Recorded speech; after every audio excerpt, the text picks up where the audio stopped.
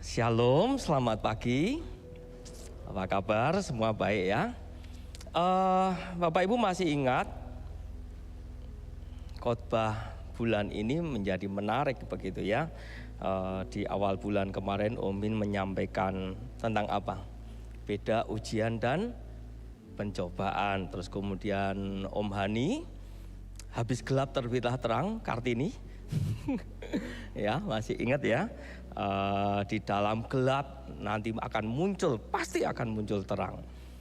Terus kemudian minggu kemarin kita mendengar dari Om Syu bagaimana kita bersyukur. Nah, pagi hari ini saya ingin menyampaikan satu tema yang mungkin kurang lebih sama, tapi ini menjadi refresh buat kita semua. Saya kasih judul tetapi seandainya tidak ya. Saya punya 2 piring, isinya satu coklat. Siapa yang suka?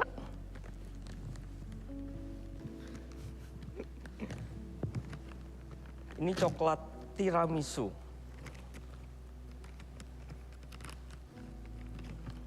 Asli,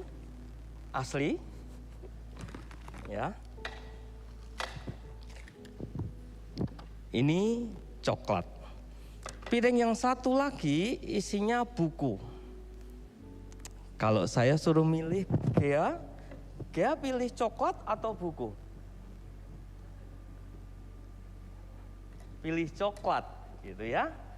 Yang lainnya, anak-anak muda di sini, pilih coklat atau buku?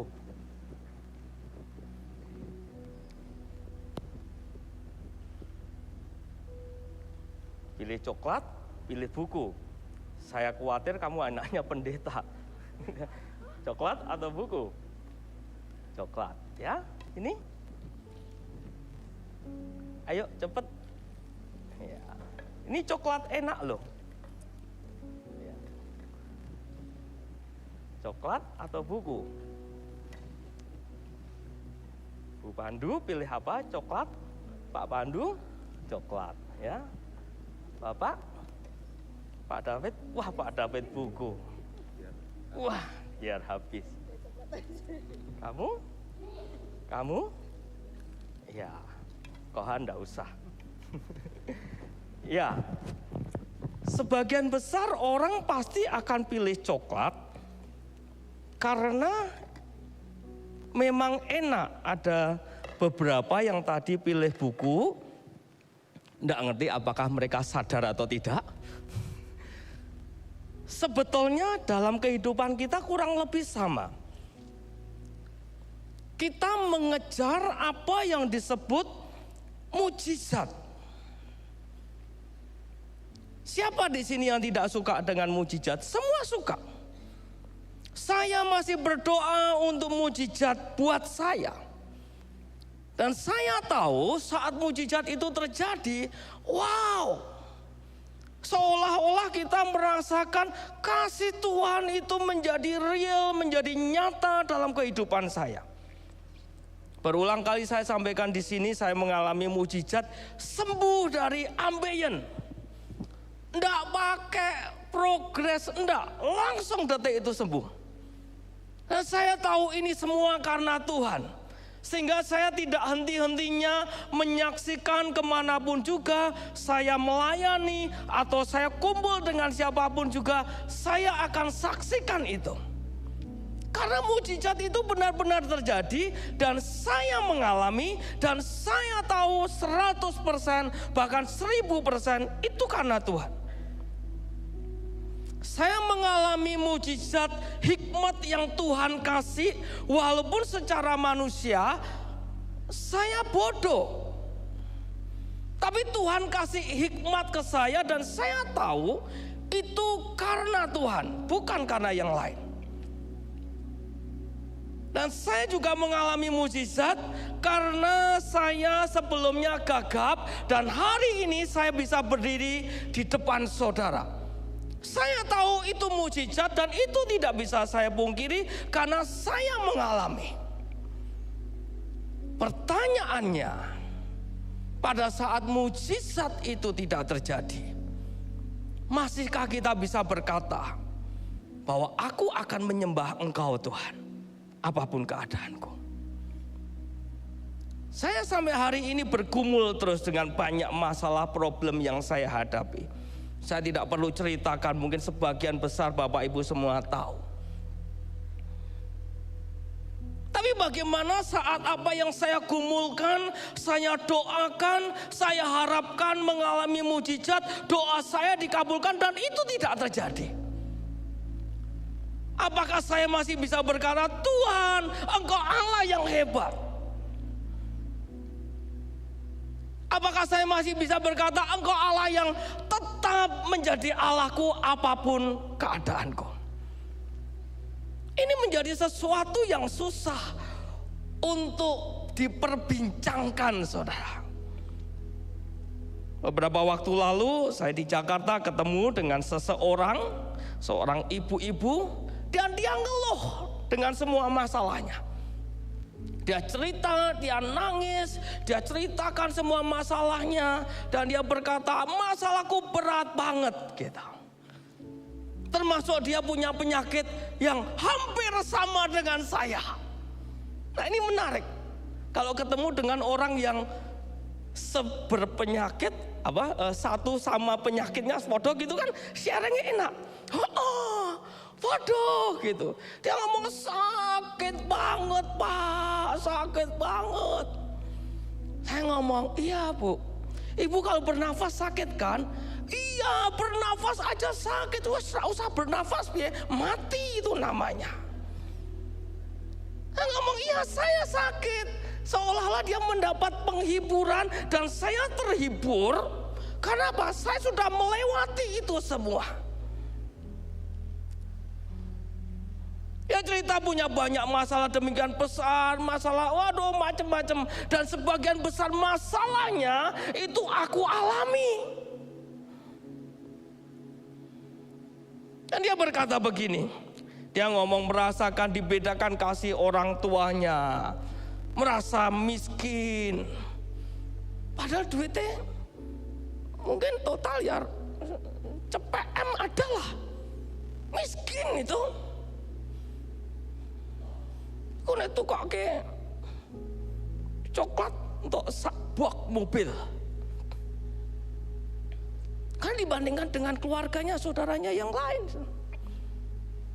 Ya saya ngomong, saya juga ngalami yang sama. Oke, dia cerita-cerita gini berhenti, terus saya cerita, kok bisa ya? Bagaimana Bapak caranya mengampuni orang yang menyakiti Bapak? Saya cerita semua karena Tuhan. Loh, saya tahu, saya juga ke gereja, saya juga Kristen.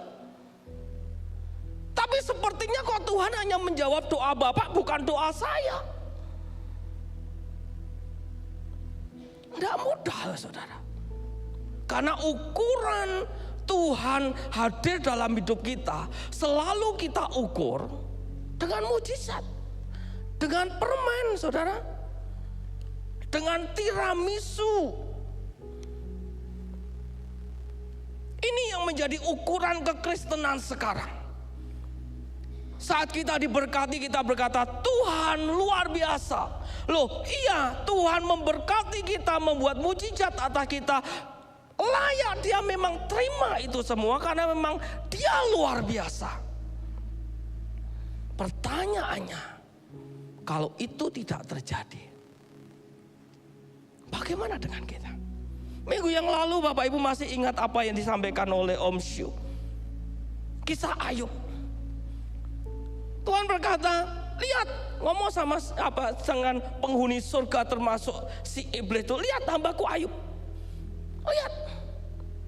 Terus apa yang dikatakan oleh iblis? Ya iyalah, kamu kasih kekayaan, kamu jagai, kamu lindungi, kamu berkati, kau sakit disembuhkan. Karena apa? Apa yang ada dalam bayangan iblis, pandangan kita tentang Tuhan itu selalu diukur dengan yang manis-manis. Terus apa yang dikatakan oleh iblis? Coba cabut semua itu.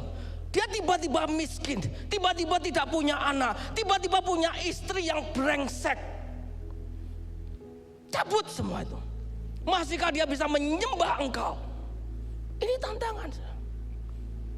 Saudara tahu, Itu semua terjadi, saudara. Saudara pernah mikir tidak?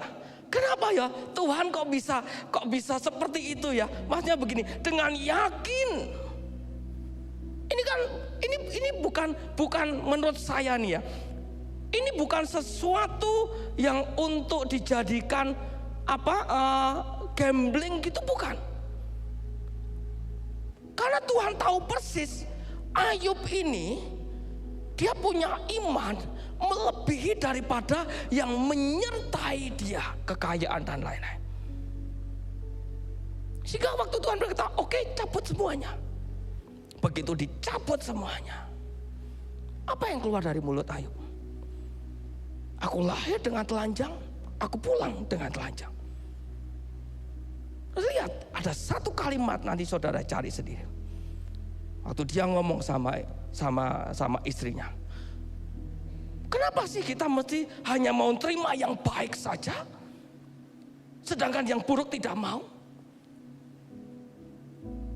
Ini yang menjadi perenungan bagi saya.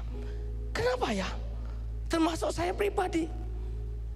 Kenapa saya lebih suka menerima yang baik saja? Yang baik,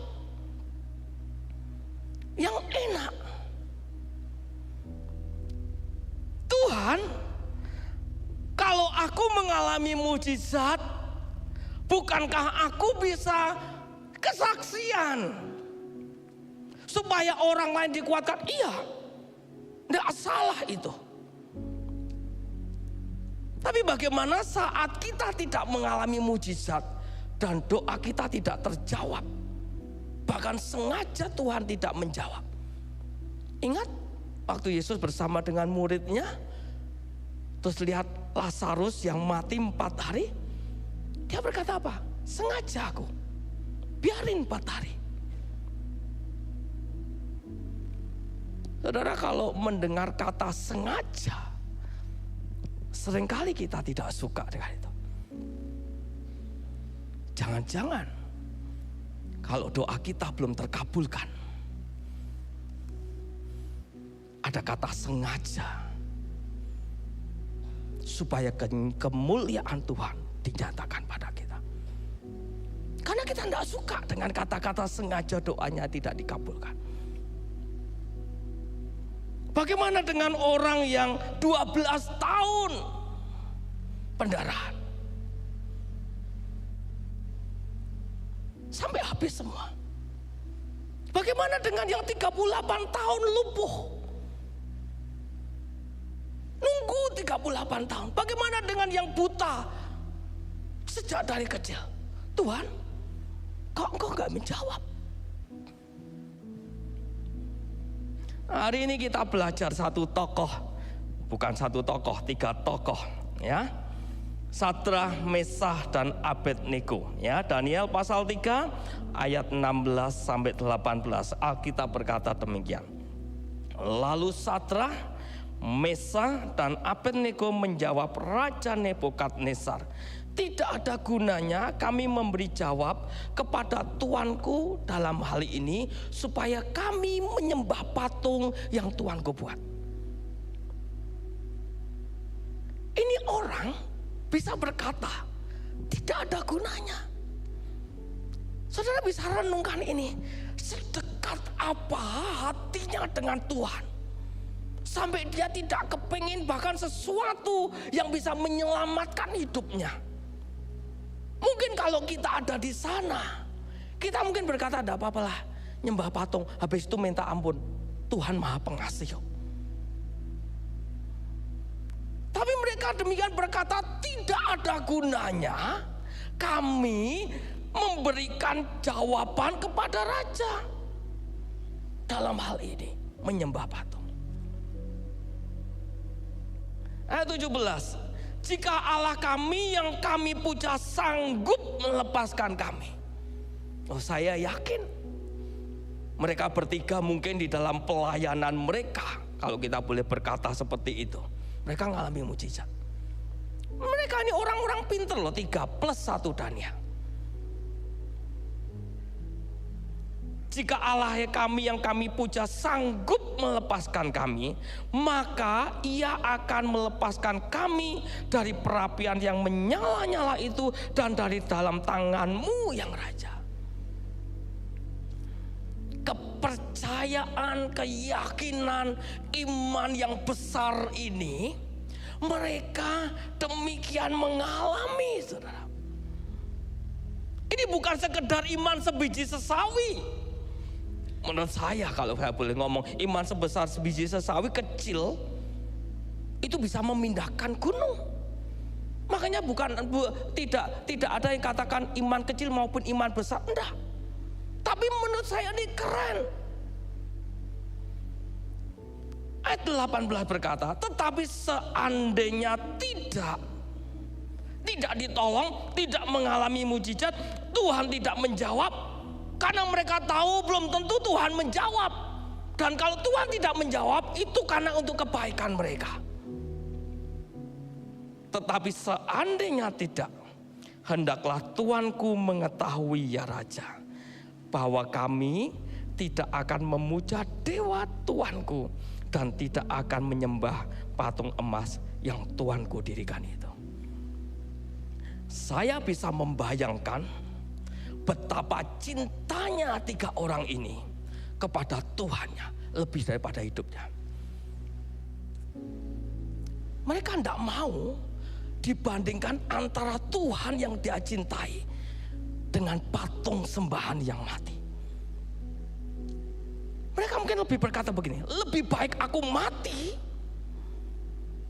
karena aku mencintai Tuhan daripada aku mengecewakan hatinya dengan mengkhianati dia dengan berkata, Tuhan engkau tidak menolong. Saya renungkan ini terus, saudara. Saya berkata, saya pengen seperti itu. Saya nggak mau sama ibu ini. Jujur saya pun juga sering mengeluh, bukan kadang. Sering mengeluh. Dan hari ini kita belajar bagaimana Sadrak, Mesak, dan Abednego. Makanya kalau kita mencari kesenangan, ini yang kita cari, saudara.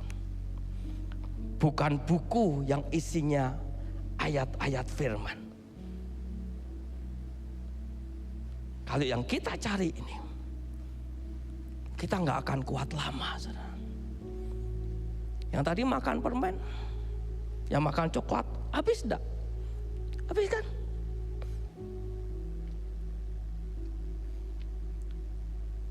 Kok bisa berkata, enak enggak? Enak. Pak Pandu enak enggak Pak ini? Enak, haujek sencingping. Enak edan, tenan enak gitu.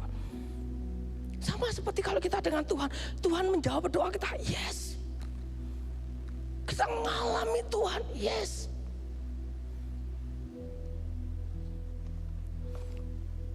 Tapi bagaimana saat itu tidak terjadi?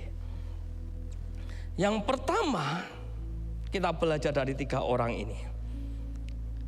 Mereka tidak mengatur cara Tuhan bekerja. Kita mengatur cara Tuhan bekerja. Tuhan aku butuh, kenapa aku tidak diberkati? Tuhan aku punya masalah ini, kenapa nggak dijawab? Aku punya kebutuhan ini, mana buktinya? Kalau engkau Tuhan buktikan dong. Kalau yang lain mengalami mujizat, kenapa saya tidak? Mereka tidak mengatur cara Tuhan bekerja. Mereka percaya kepada pribadi Tuhan, bukan kepada hasil yang mereka inginkan. Nah ini kita pengen hasil yang kita inginkan. Aku kok sakit tidak sembuh-sembuh ya? Hasil yang kita ingin. Aku punya kebutuhan keuangan, punya utang banyak, kok Tuhan tidak menjawab ya?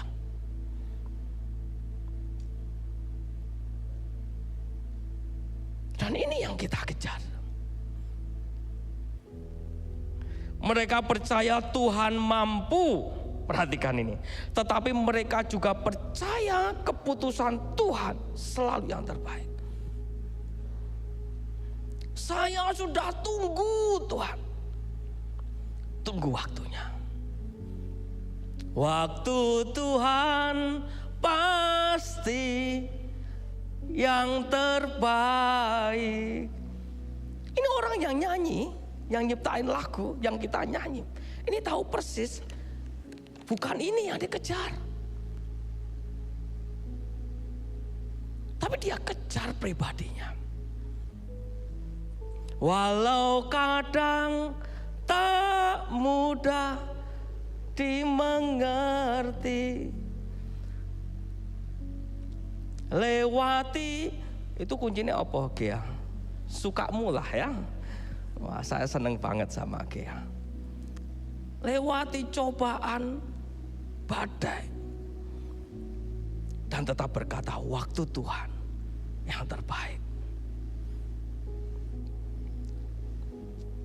Saya yakin kita semua sepakat tidak ada satupun dari kita yang tidak menginginkan mujizat.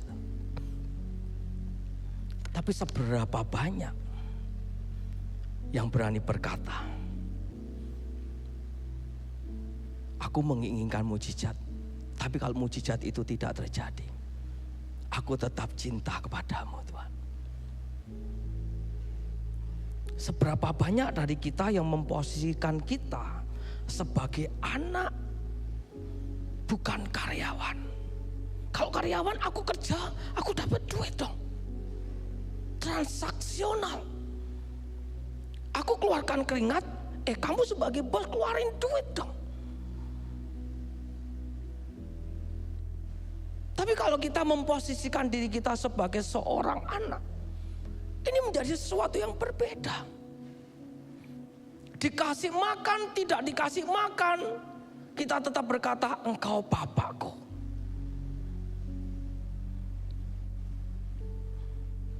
Mau kerja keras, tidak kerja keras, engkau tetap Bapakku. Bagaimana dengan kita? Kita sebagai anak atau sebagai karyawan?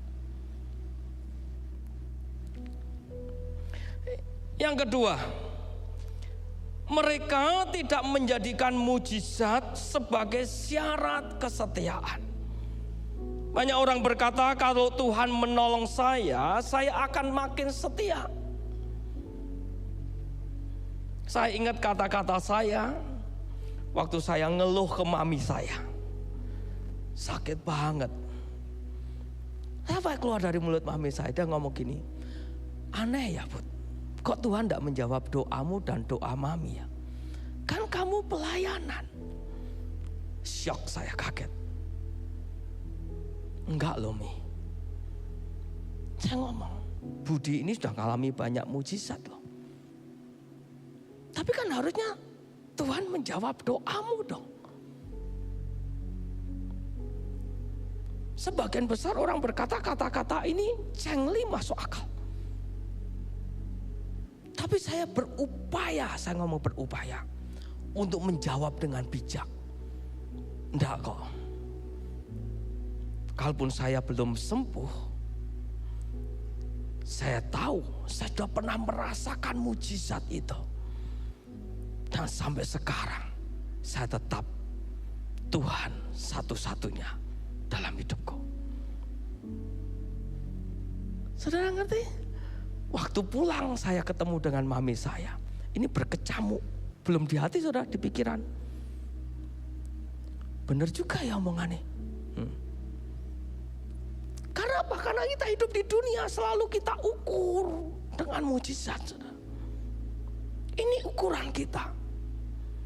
Makanya saya berdoa untuk kita semua termasuk diri saya sendiri. Kalau hari ini kita sedang bergumul dan kita belum mendapat jawaban doa, tak apa-apa, tunggu waktu Tuhan. Orang ngomong ngeri-ngeri sedap, itu baik saudara. Suatu saat ada seorang janda ketemu dengan Nabi, terus dia komplain, suamiku seorang hamba Tuhan, tapi hari ini suamiku meninggal dan meninggalkan utang. Dan ini anakku satu-satunya perempuan mau diambil untuk menebus utang itu. Ini ngamuk loh saudara. Dia ngomong, aku sudah menyerahkan suamiku, mewakafkan, menghibahkan untuk melayani Tuhan. Dan sekarang kami kelilit utang. Dan hari ini anakku akan diambil orang untuk membayar hutang. Kenapa? Kenapa? Kan begitu. Sehingga Nabi ini berkata, kamu punya apa? Minyak 1 buli-buli. Minyak apa? Ini mumpung susah minyak gitu kan. Ya kan? Ini bukan temennya Bahlil, bukan, percayalah ya. Tutup semua pintu, ambil semua tempat yang kamu punya, dituangkan minyak itu. Sampai semuanya penuh. Tidak ada, pinjam tetangga pinjam. Terakhir tidak ada, berhenti minyak itu. Mujizat itu tetap terjadi. Tapi terkadang kenapa? Pada saat kita pas kepepet, saudara. Nah, kita belajar minggu lalu. Menurut saya, Ayub itu sudah kepepet-pet, saudara. Sampai akhirnya Tuhan buat mujizat. Banyak orang berkata kalau Tuhan menolong saya akan semakin setia. Tetapi ketika sahabat ini berkata, kalaupun Tuhan tidak menyelamatkan kami dari api, kami tetap setia. Dan ini menjadi doa bagi kita semua. Kalau doa kita belum mengalami mujizat, kita tetap setia. Mereka tetap setia bahkan sebelum melihat mujizat. Ini keren banget loh, saudara. Mereka tetap setia sebelum melihat mujizat. Kalau melihat mujizat dulu baru setia, itu kabeh wong iso. Semuanya bisa. Tapi pagi hari ini kita belajar Sadrah, Mesa, dan Abednego. Dia tetap setia sebelum melihat mujizat. Kadang Tuhan tidak mengeluarkan kita dari api, tetapi percayalah Ia menemani kita melewati api. Setuju? Tetap bisa hidup kok, saudara. Saya masih hidup kok. Saya masih bisa kemana-mana.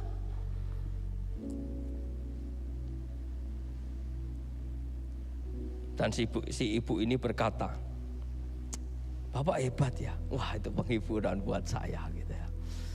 Bapak sakit seperti itu, Bapak masih bisa kemana-mana.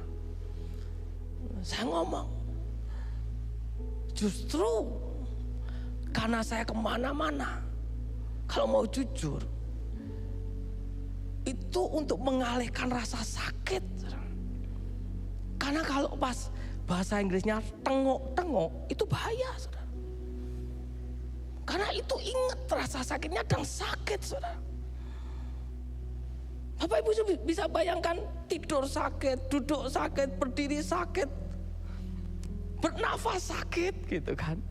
Tapi itu dulu gitu. Sekarang orang tak rasa nom gitu.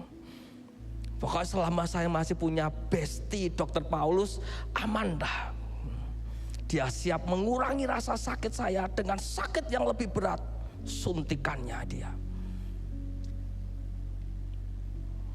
Gak gampang, saudara. Ya, yang terakhir, yang ketiga. Perhatikan ini penting ya. Mereka tidak bisa mengendalikan keputusan Tuhan, tetapi mereka bisa mengendalikan keputusan mereka sendiri. Saudara dan saya, kita tidak akan pernah bisa mengendalikan keputusan Tuhan, menyetir Tuhan, mengingini Tuhan, mengikuti keinginan kita, tidak bisa. Tapi kita bisa mengendalikan keputusan kita sendiri. Apa yang jadi keputusan kita? Apakah seperti Ayub? Kenapa kita mesti harus menerima yang baik saja, yang buruk kita tidak mau?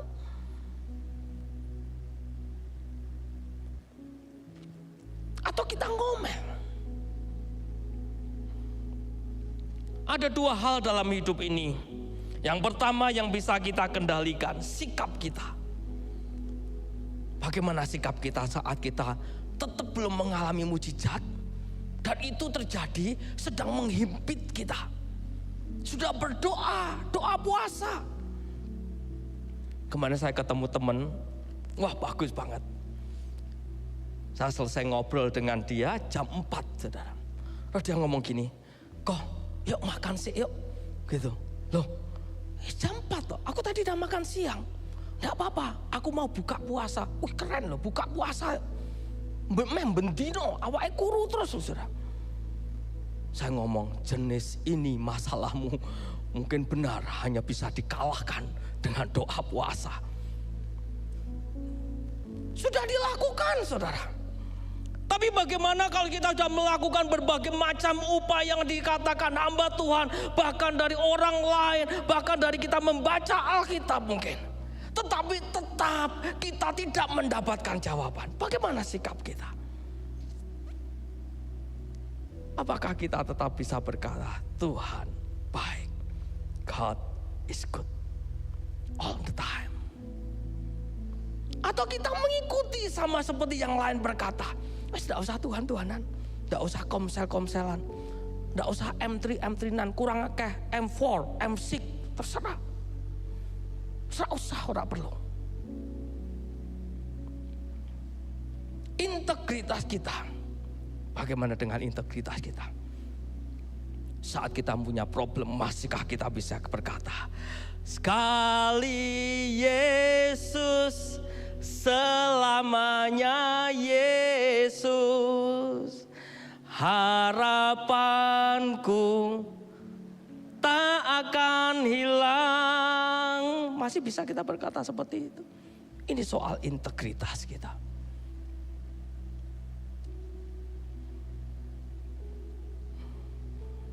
Ini saya ngomong untuk diri saya sendiri juga saudara. Ketaatan itu bisa kita kendalikan. Masihkah kita taat membaca Alkitab dan berdoa? Masihkah kita taat melakukan sesuatu yang memang seharusnya kita lakukan? Itu kewajiban kita. Masihkah kita taat memberikan persembahan maupun perpuluhan dikala bisnis kita sepi? Masihkah ada itu? Atau sebaliknya? Tidak usah. Ada orang yang ngomong gini, ini bagus menarik. Semakin aku ditekan oleh keadaan masalah, semakin aku cinta gila sama Tuhan. Wah itu keren. Wah ini orang-orang seperti ini saudara. Wah ini kalau ujian langsung lulus gitu. Atau sebaliknya, makin aku ditekan, makin aku menjauh. Karena ini yang kita kejar, bukan yang lainnya. Masihkah kita setia? Setia melayani, setia melakukan apapun juga yang kita tahu, loh, yang kita tahu itu menyenangkan hati Tuhan. Masihkah kita setia? Atau kita merasa dikecewakan Tuhan, terus kita berkata, wes dak Tuhan-Tuhanan. Yang kedua yang tidak bisa kita kendalikan, hasil akhir itu mutlak milik Tuhan. Tapi saudara dan saya mesti percaya kita nih anaknya, tidak mungkin sampai kita tuh mati. Bahkan kita berkata kalaupun kita terjatuh tidak pernah sampai tergeletak. Nah, soal ekonomi kita berkata, engkau lihat burung-burung di udara. Apakah engkau pernah melihat mereka kelaparan? Karena kita berkata, apalagi Bapamu yang di surga. Kalau engkau melihat bapak-bapak di dunia, apakah kalau engkau minta roti dikasih batu? Kalau ukuran kita sesuatu yang itu materi, Tuhan bisa berkata, aku lebih daripada bapakmu di dunia. Ini saya ngomong untuk diri saya, saudara.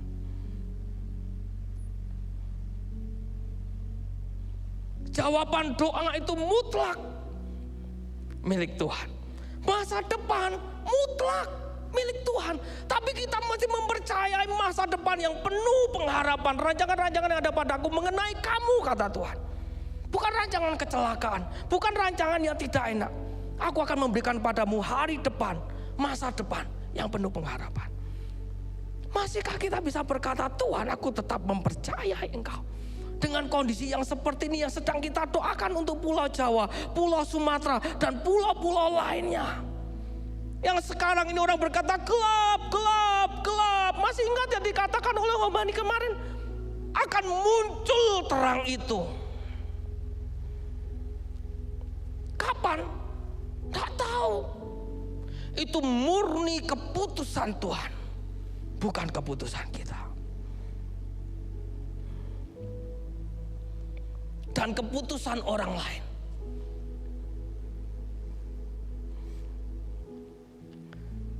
Saat kita berdoa untuk orang lain,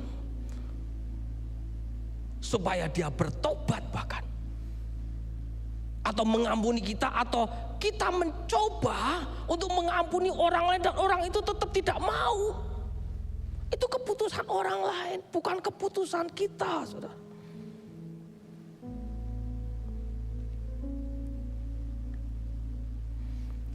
Iman yang besar bukanlah iman yang didapat dengan memaksa Tuhan mengubah keadaan. Saya ulangi lagi. Iman yang besar bukanlah iman yang dapat memaksa Tuhan mengubah keadaan. Tetapi iman yang tetap teguh meskipun keadaan belum berubah. Hari ini keadaan belum berubah, tidak apa-apa.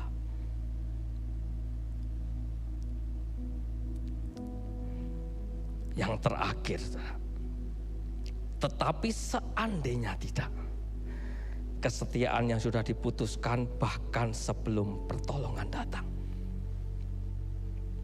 Sadrak, Mesah, dan Abednego, dia buktikan saya tetap setia dan saya putuskan tetap setia bahkan sebelum pertolongan itu datang. Bagaimana dengan kita? Beranikah kita berkata, aku tetap setia Tuhan, bahkan sebelum pertolongan itu datang, bahkan sebelum doaku dikabulkan, bahkan aku masih sakit, bahkan aku masih kekurangan, bahkan aku masih berdoa, aku tetap setia. Kadang Tuhan mengizinkan ujian bukan karena ingin menghancurkan kita. Ingat yang disampaikan Om Hin, tetapi karena dia percaya iman kita lebih kuat daripada yang kita sadari. Ada pencobaan, ada ujian. Ujian ini membuat kita makin dekat dengan Tuhan. Enak? Tidak enak. Yang dialami oleh Ayub tidak enak. Tapi ujungnya enak.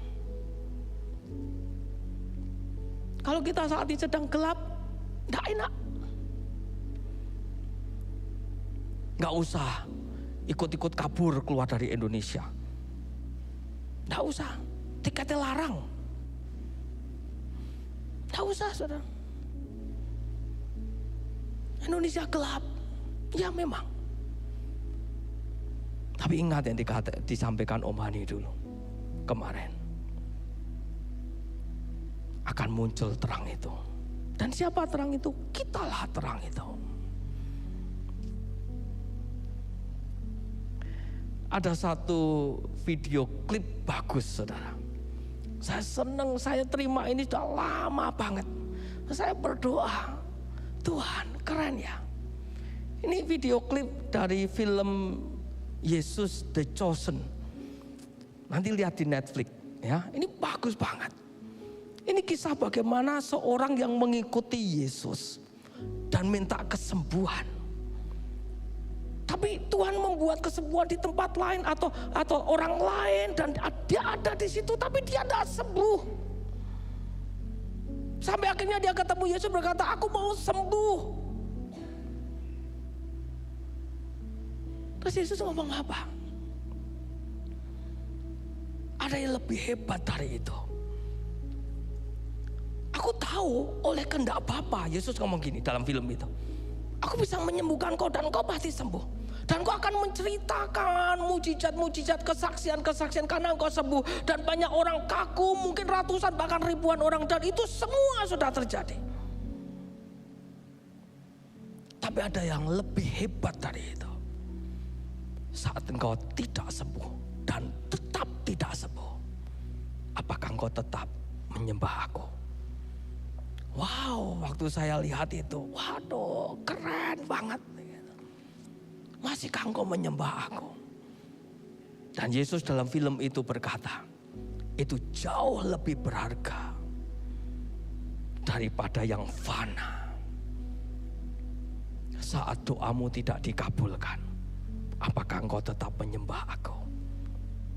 Itu jauh lebih berharga daripada doamu dikabulkan dan kau hilang.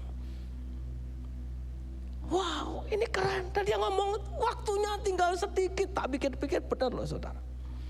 Waktu kita tuh tinggal sedikit. Beberapa minggu yang lalu kita kehilangan kekasih kita. Tante Tin pulang dulu ke surga. Waktunya tinggal sedikit. Jangan dipikir aku masih muda. Oh, banyak anak-anak muda yang sudah dipanggil Tuhan loh. Waktunya tinggal sedikit. Gak apa-apa saudara. Bertahanlah. Tetap berkata, Yesus, aku tetap menyembah Engkau. Apapun keadaanku. Setelah nanti kita lihat klip ini, kita berdoa. Ada satu lagu bagus, nanti minta tolong tim PW ya untuk menyanyikan ini. Saya gak hafal, tapi ini bagus banget. Ini lagu yang intisari dari khotbah pagi hari ini. Ya, oke, kita lihat dulu klipnya.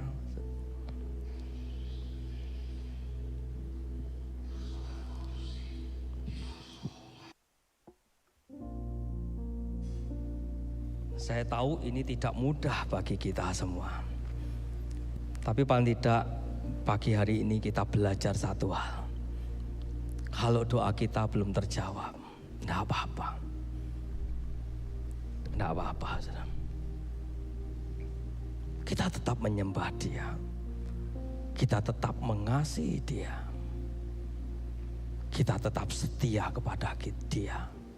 Kita tetap punya sikap hati dan integritas yang benar terhadap Tuhan kita. Mari nyanyikan lagu ini sama-sama.